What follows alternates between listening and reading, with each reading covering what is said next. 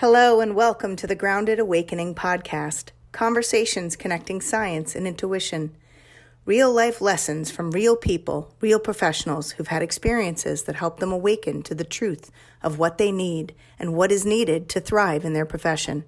These are conversations to help us evolve and awaken to what we need to be grounded yet spiritually awakened in life, in parenting, in education, in healthcare, and in the way we interact with the world around us.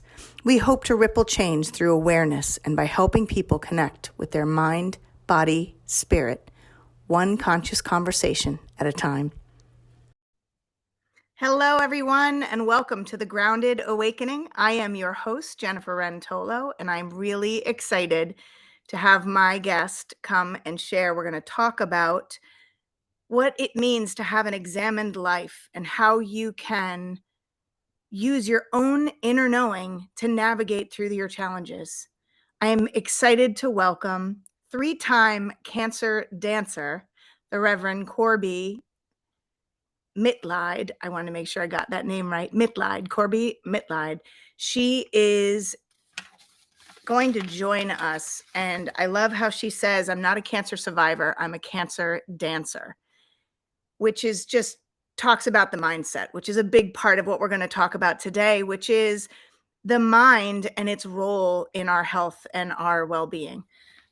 Corbie has always been the different one, a writer and visionary in a completely medical family. Her father's a doctor, mother's a nurse, brother's a doctor.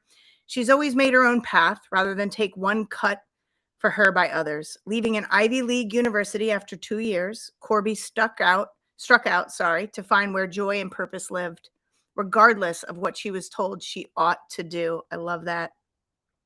The path wasn't easy. 2 marriages, which didn't last, a constant search for the partner who understood, a succession of jobs, a series of spiritual paths, moving from Cambridge to Philadelphia, to Poughkeepsie, to New York, to Atlanta. Out of the blue, breast cancer. Not once, but 3 times.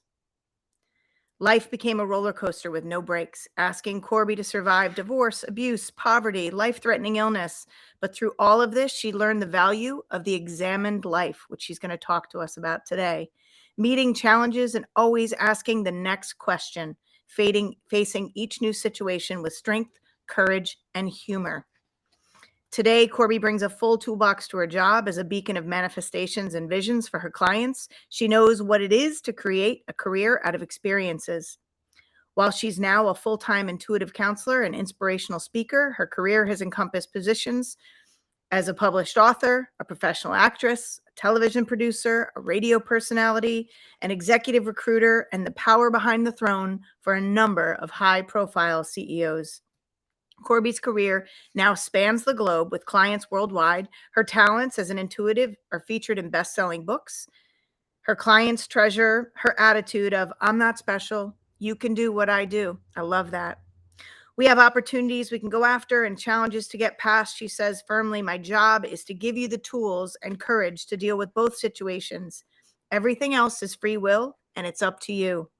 Corbie lives in upstate New York with her husband, Carl, a professional historian, 2 large and exuberant Maine Coon cats. She showed me one. And a ginger pocket rocket of a rescue boy from the Bronx. Welcome to the podcast, Corbie. It's great to be here, Jen. Thanks for asking.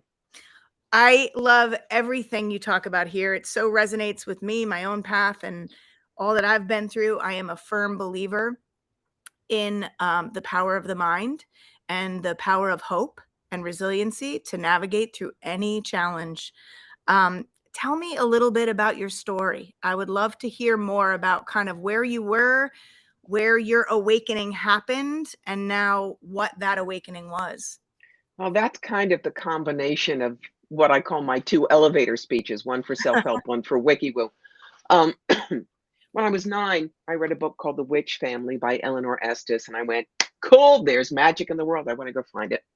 Fast forward to 1973 when I was a senior in high school. And yes, that tells you how old I am. I was working part-time at Spencer Gifts. They had the James Bond 007 tarot deck, and I bought it because we were all hippies then. So a James Bond 007 deck? Remember Live and Let Die? with Yes, Jane but I don't Seymour as remember a Solitaire. tarot deck. Yes, there is a tarot deck. It's now Tarot of the Witches. They, of course, renamed it. But yep, it had Roger Moore and the guy, the whole thing. Anyway, Wow. Yes, so for sorry. 20 years, I read for friends. All of a sudden, in the early 90s, I could do hands-on healing and talk to dead people with no training. That's when I hung out my shingle part-time, started doing this work full-time right after 9/11 because I knew other people would need answers. Now, what about the rest? I've always been a writer. I've always looked beyond the usual dimensions. Mhm. Um, and of course, my family was highly dysfunctional. My mother was an alcoholic, cross addicted with barbiturates, a lot of emotional abuse about what I looked like. And I was also, from the time I was 11, I had a Dolly Parton figure, literally 44 triple D, little waist and hips. That's hard to deal with. So for years, I got the message that all I was worth was between the neck and the waist. Mhm. And I did not know I had permission to say no, and that I wasn't the whore and the prostitute I was told I really Mhm. was at heart. So that's where all of the rough stuff came in. I was acting in New York in 1989 when breast cancer, out of the blue, doesn't run in my family, don't smoke, but it was 4 lumpectomies and radiation. The radiation was at Sloan Kettering when I was at New York, taking acting lessons, acting off Broadway, and doing a 60-hour-a-week job. But I managed. 2000, I get totally out of there, up to the Hudson Valley doing something different.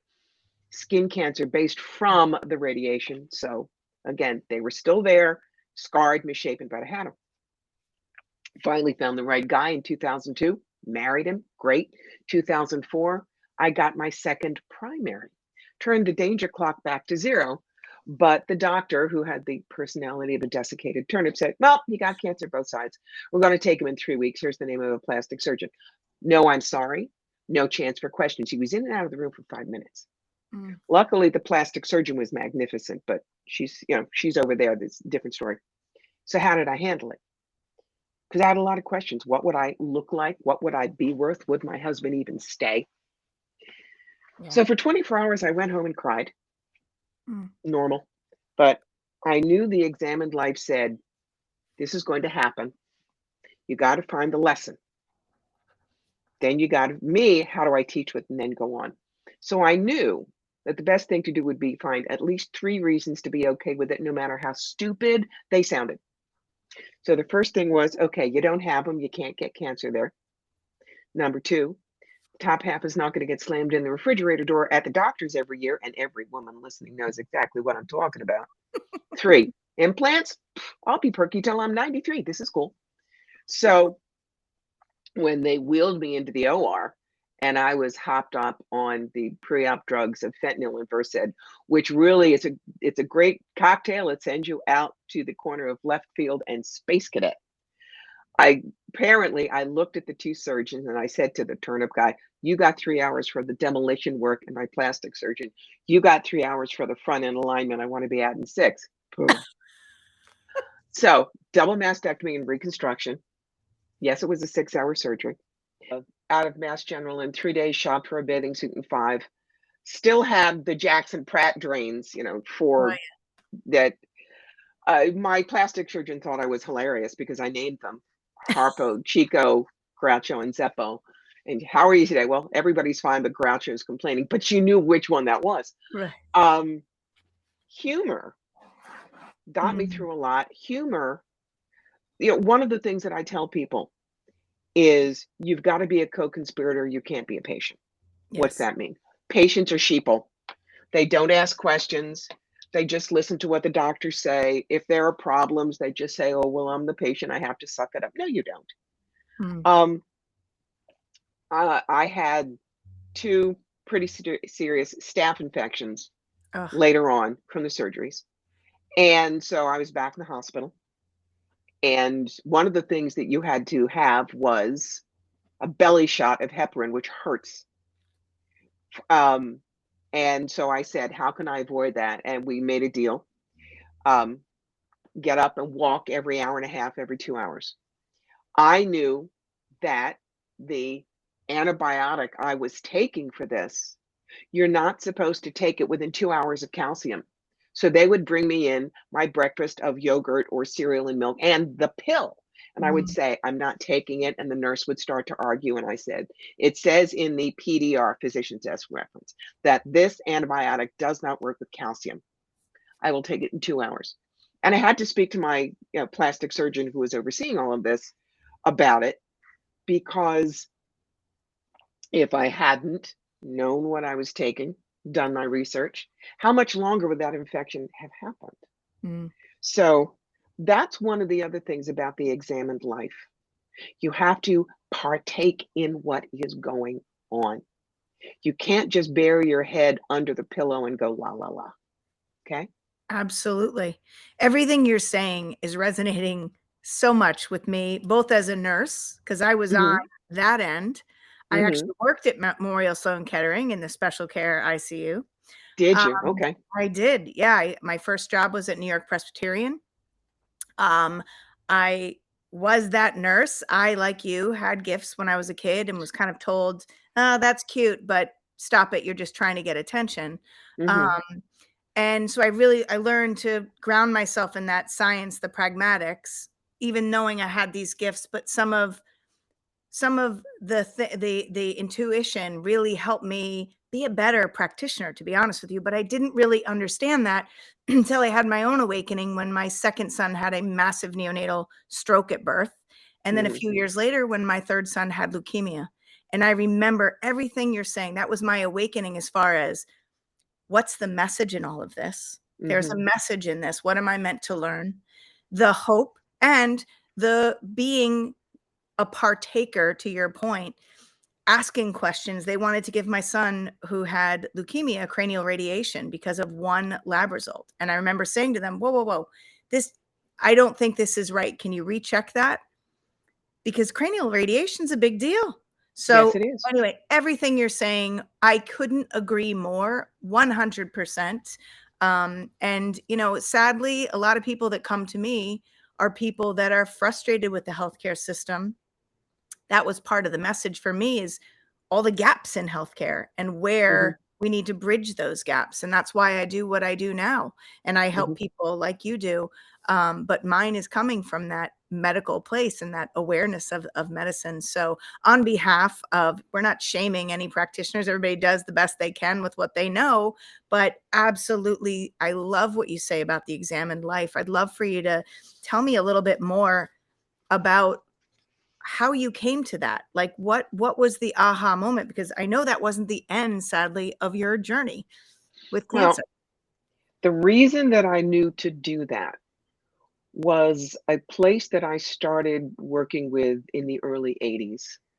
It is just about to the end of its cycle because both of the founders are 80, Mm, so they only do things online. But it was a place called the Option Institute in Massachusetts, mm, and they teach stimulus belief response. The mm, idea is there are three important questions to ask yourself in any situation. First, what am I X about? And X is your emotion: mm, unhappy, frightened, angry, depressed. Why am I X about that? And the one question that we never ask ourselves: what do I think would happen if I stopped being mm. X about that? Ooh, Okay. good one. You can even use this with a kid. Little Joshy comes home and he's stomping around. I hate school. Okay. What are you angry about, Joshy? Because she gave me double homework tonight. Okay. Why are you upset about that? Why are you angry about that, Joshy? Because I might not be able to go out and play and I wanted to. Now, notice the mother is not at any point saying, denigrating him for being angry or dismissing it. She is being in the present moment with him, with his anger, allowing him his feelings.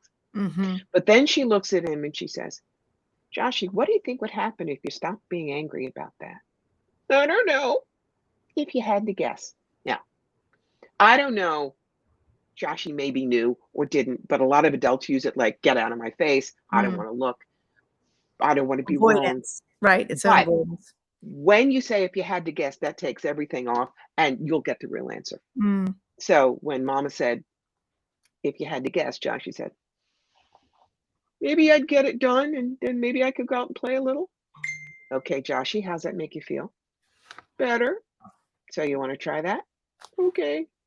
Now, what Joshy just got taught at 7, you are allowed to have your feelings. Mm. You can change your feelings if you want to. And when you ask yourself the right questions, you get the answers that you need in order to change. Now, Joshy can't process that. That's the adult version, but Yeah. it'll get in.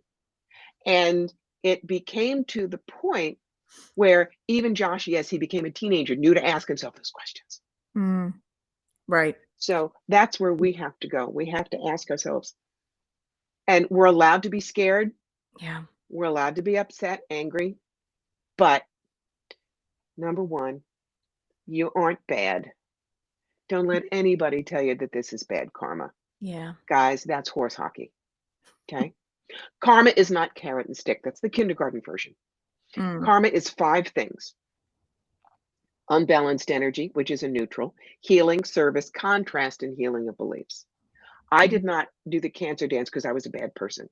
I did it because my understanding is in my pre birth planning session, I needed to learn that women were more than their bodies. Yes. And Yes. because I accepted for so many decades the fact, yes, I'm only a prostitute, I'm a whore, I'm worth nothing, and this defines me. Mm. When spirit said, look, we need you down there, you're going to be a teacher. That's why it was a second primary, but they're gone. They also took my ovaries, Yeah. turning me from this Dolly Parton figure to a fat fire plug with permanent side effects. Oh, Everything I understood about myself was taken away. yes. Also, the first 2 husbands I had been with, I doubt they would have stayed. This one said, am I going to miss them? Yeah, they were gorgeous, but I married you, not them. And Mm. this year is our 20th anniversary. Oh, congratulations. Congratulations. So it was a hard lesson, Yeah. but it was very useful.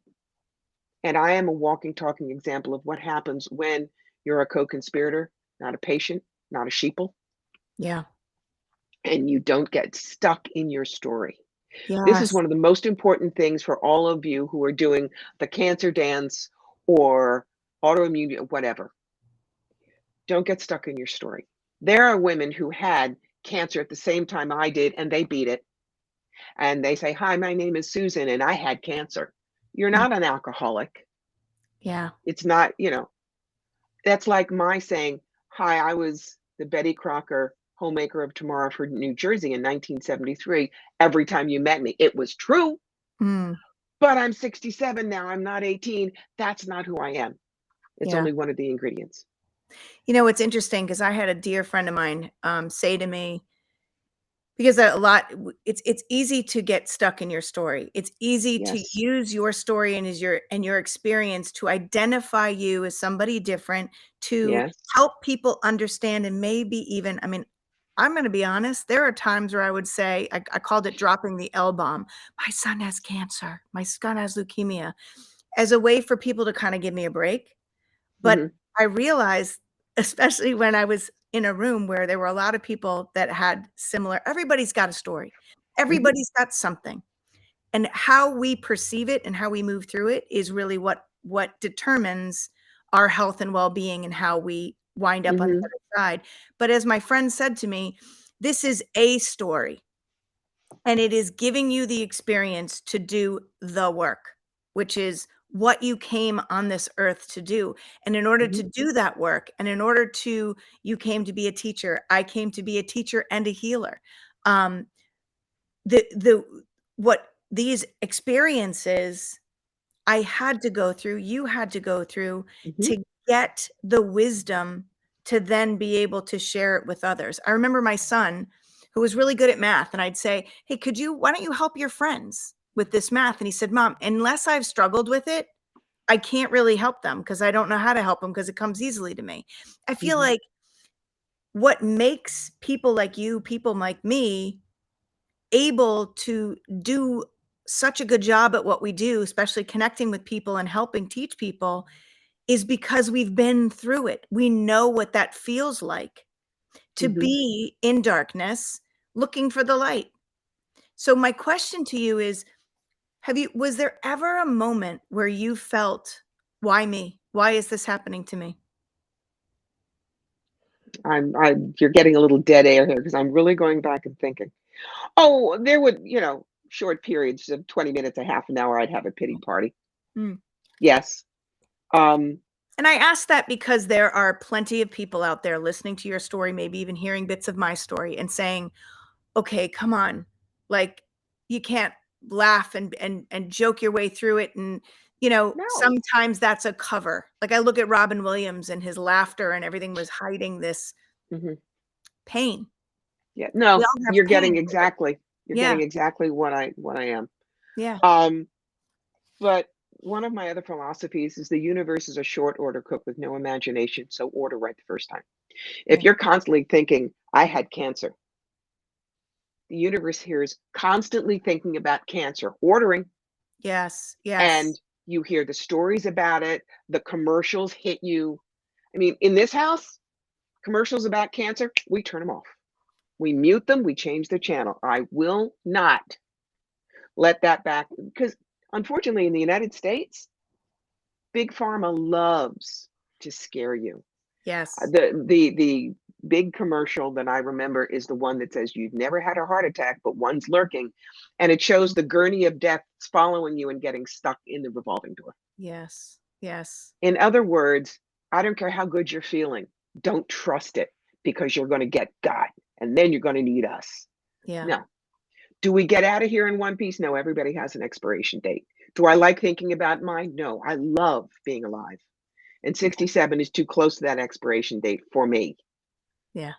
I hold on to the fact that a gypsy on the Ventnor Boardwalk when I was 11 said I could live until I was 89. And instead of I'm going to live until I'm 89, what I've said for years is at 89 I will renegotiate my contract should I choose Yes. to stay. Oh, beautiful. Love it. Love it. Yeah, Okay. and the amazing thing that I am getting from just talking to you and from what you're saying, sometimes we negative words, negative thoughts, negative emotions, sometimes we attach to them and they weigh us Mhm, down like an anchor. Instead, you talk about feel those emotions, notice those emotions. That's the self-compassion. Don't judge mhm, them. You're not bad for having them. You're not bad for having this experience. But kind of almost, and this is a mindfulness technique, is remove yourself and observe what's going on mhm, without attaching to the experience and the story. And when you do that, you don't, it's more like, instead of I am sad or I am angry, it's I feel this way. That way you're not that's right. attaching to it. And when you say your words changing cancer survivor, you say you don't like that word survivor to cancer dancer. I love that because it is playful, has some positivity, and it in and of itself has a little element of magical hope Mhm, and healing. yes. So can you talk about, because I love that you had said one thing, how self-help books don't work and we are taught from childhood that someone else knows better than we do. So I'd love for you Man. to talk about sort of really embodying these things, not just going through the checklist of, okay, somebody tells me to do this, I'm going to do this, but really Mhm. examining your own life. Let's take a look at self-help books first. I will give $50 cold cash to anybody who can honestly tell me I've never bought one, never read one. We all have. And I remember the very first book that I bought that was self-help. I was 13 in 1968, and I remember the opening paragraph. It said, Judy has a groovy wardrobe. Her makeup is fab and her hair is far out. But nobody likes Judy because Judy's fat. Within one paragraph, this impressionable 13-year-old was said, everything you are is crap unless you are skinny. Oh, Everything about you is worthless unless you're skinny. And self-help books perpetrate that now. We live in a victim culture. mm, Who gets the big house? The victim. If you're working hard and you're doing all right, but gee, that would be great for your family, you don't qualify. Your story isn't interesting enough. mm, So we're taught victimhood gets you things. mm, Okay. Victimhood means you give up your life to whatever else is happening. You surrender your Victimhood, power. Mhm. right, then you're not allowed to be who you are. Yeah. Um, like, yeah, there's a self-help book that came out recently that said, "Don't eat food with leptin and get up at 4 in the morning every morning to do yoga." If you're a single mom with 2 preschool kids and you have a job and you live in Milwaukee, you think you're gonna do that? It's nuts. Yeah. So, when I wrote my book, Clean Out Your Life Closet, to share everything I've learned, I make a point. Take what works and leave the rest of it. At the end of each chapter are what I call the adventure pages. Mm. And you're not going to find the answer on page 78. It has to come from your life. For instance, on the chapter When Perfect Destroys Good, what are some of the things I ask you? Where do you beat yourself up most often and why? Oh, good one. Reimagine one of those times where the idea that good can triumph over perfect. What does it look like now? Mm. How would your life change if you stopped thinking perfection was the only correct response to a project or a situation? Yeah. So, And that gives you your life back. yeah. So instead of a self-help book, it's a self-reflection book with some guidance. Yeah. Absolutely. I teach a course in college in a nursing school called Holistic and Complementary Approaches to Health and Healing. Mhm, And this is a big part of what I say, question things. mhm, And and we just talked about humor and the power of humor to help us navigate through pain, helps us mhm, connect to people, releases oxytocin. But this self-discovery and the self-reflection continually, to mhm, check in with yourself and to heed the whispers before they become screams. mhm. And Exactly. it's we talk about sort of people were asking me about spirituality. We talk a lot about the mind connection to health and healing. We were listening to Bruce Lipton. I showed Bruce Lipton talking about Love him. belief. Spontaneous Evolution with Steve Behrman, Swami Yeah, Vyananda. I love that. yeah. And they were amazed at like, wait a minute, you mean our thoughts can actually highlight cancer cells? It's like, yes, absolutely. So there is science behind this, and there is science behind humor, behind Mhm, reframing the way you're looking and perceiving the world. And one of the things that Bruce Lipton talked about was how you come in, and the only way you have bad proteins is from birth, a birth defect, but only 5% of the population has that. So the rest of us come in healthy and well. And it's our thoughts and and our lifestyle and our choices and our not living in alignment with our soul that can actually mhm. make us unwell. Yes. Now, admittedly, now what we have done to the environment also affects it. Oh, There yeah. is so much estrogen crap everywhere Yeah. that no wonder cancer is coming up to the fore the way it is.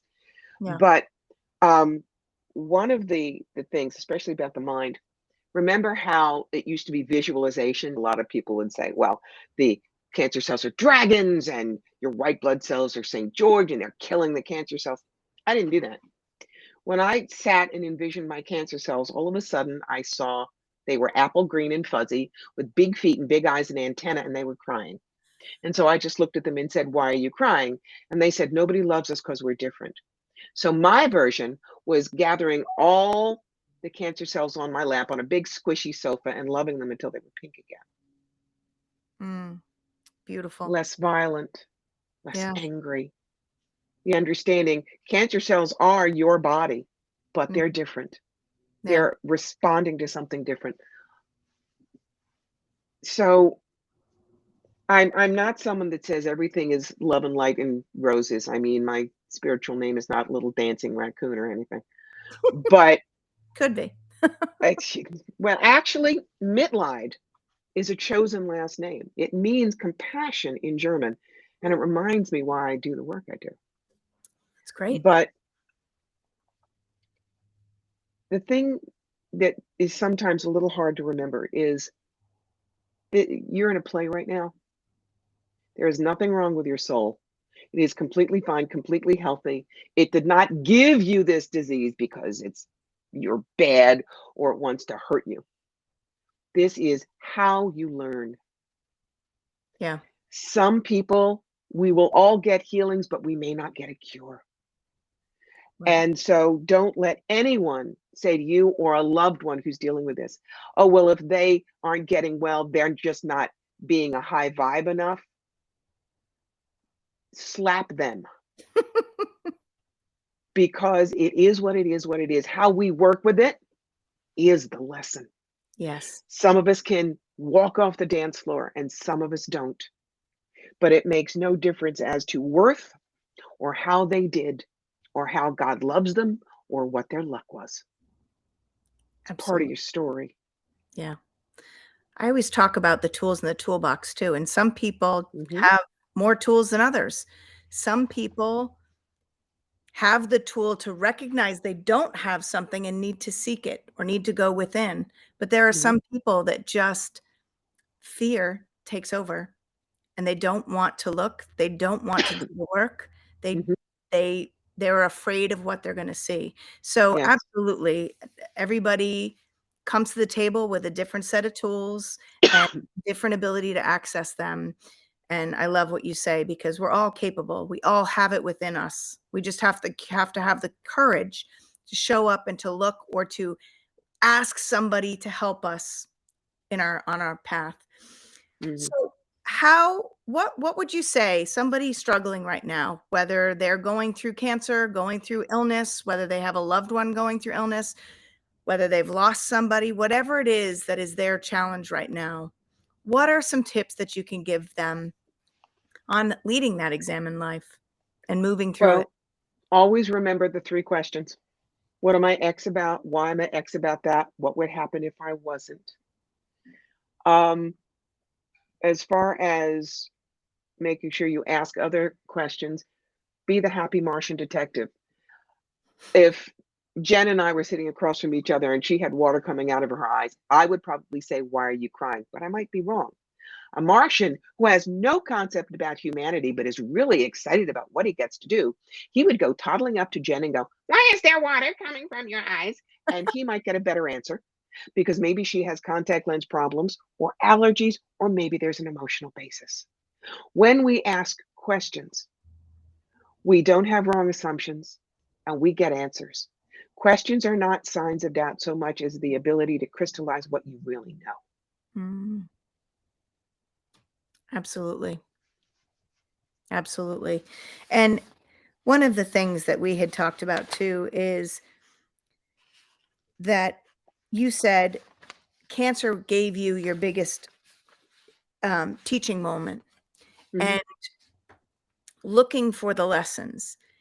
Did the lessons come right away for you? Or how would you say to somebody, and I talk about this all the time, and often what I get is, well, how do I know what the lesson is? So, Well, with me, because I've done so much inner work for so many years, I knew it was about accepting myself with a less than perfect female body. yeah. It took hindsight looking back on how I have altered and expanded my teaching Hmm. that helps me realize it is not just about my getting comfortable with a less than perfect body, but being able to take this and say, if I did it, you can do it. Yeah. And that doesn't mean you can beat cancer, Right. but it does mean you can walk through it gracefully. Yes. And, remember, sometimes not getting off the dance floor is going to have massive effects for others.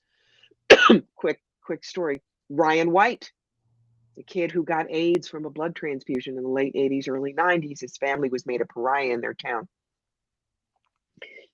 He made friends with Elton John, who at that point was drinking and drugging and driving himself into the ground.